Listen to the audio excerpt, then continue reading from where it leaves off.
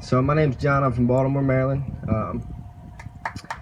I grew up with an alcoholic father, so my childhood was a little rough. So I didn't have the advantages that other people did when they were a child. So I mean, growing up in Baltimore, I was exposed to things at an early age.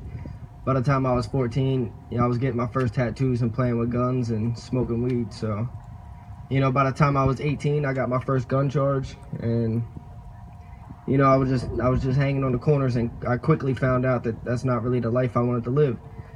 So from 18, I guess, to 21, I was in and out of rehab. I went to 6 rehabs, and up and down the East Coast. I went to Florida twice and Myrtle Beach, all while doing this, trying to get clean and find a purpose for life.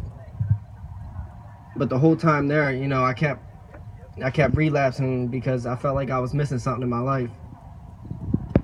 The last time I went to rehab, they sent me back to Florida, and while I was down there, I met a girl there, and we started running halfway houses together.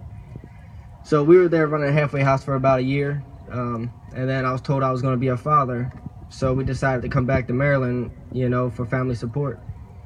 And I guess this wasn't too good of an idea, because I guess I wasn't ready. I didn't know Jesus, and I didn't have God in my life.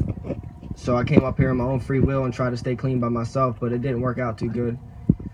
On the plane ride, back to Maryland, I relapsed. I didn't even make it here before I picked up again. And once I got here, I just, went all out for about a week. And after that, I realized I needed to get my act together for my son. So I got my stuff together, and when my son was born, when he was 4 months old, I was told that, I had to take him to the hospital because he was having mini seizures. And I was told that he had a massive stroke on the whole right side of his brain. So, I guess me being selfish and not really realizing how much help he needed, I picked back up again and I went back out. And the whole time I was out, I kept beating myself up. I found myself sitting in a hotel in Baltimore for 5 days, taking myself bankrupt and, just destroying this precious life that God gave me. But through all of this, the girl that I met in Florida, I'm still with today, and that's who I had my son with, and she knew a better way out. She was actually using with me and said that I should follow her into the Hope Home, which, I was never introduced to God. She said it was Christian based, so at first, I thought she was crazy. I was like, I'm not going in there. That's not for me. It's not going to work. That's only for weak people. Long story short, I got tore down by Satan in Baltimore and found myself back in Cumberland, Maryland, asking somebody to help me. And that's when Stephen Holly took me in. Since I've been in this home, when I first came in, I was a little rebellious, but that only lasted for about a month.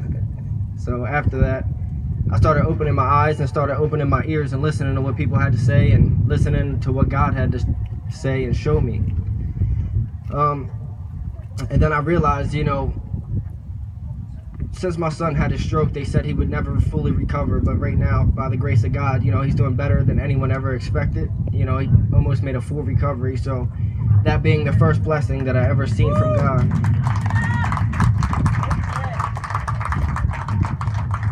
Thank you. That was the first blessing that I seen from God, and many more followed. He's restored my mind. He's restored my family.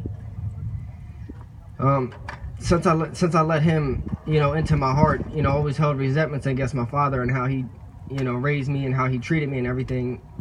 I can let all that go without even having to talk to him. Even though my dad's not in my life anymore, he's doing 30 years in prison.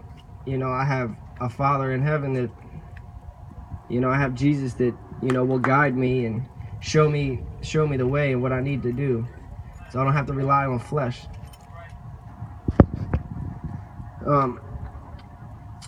Since I've been in the home, I'm not going to say it's all been easy. I'm new to this. I have temptations hit me every day, but I just got to keep praying through it and stay in my word. And as long as I do that, no matter what comes my way, no matter what temptation may hit me, I can fight through it and come out on the other side. So I'm pretty much standing here in front of everybody today to give y'all a message of hope. Like, what I'm saying, if I can make it, I'm pretty sure anybody sitting in that tent right there can make it. So I hope y'all got something. Thank you.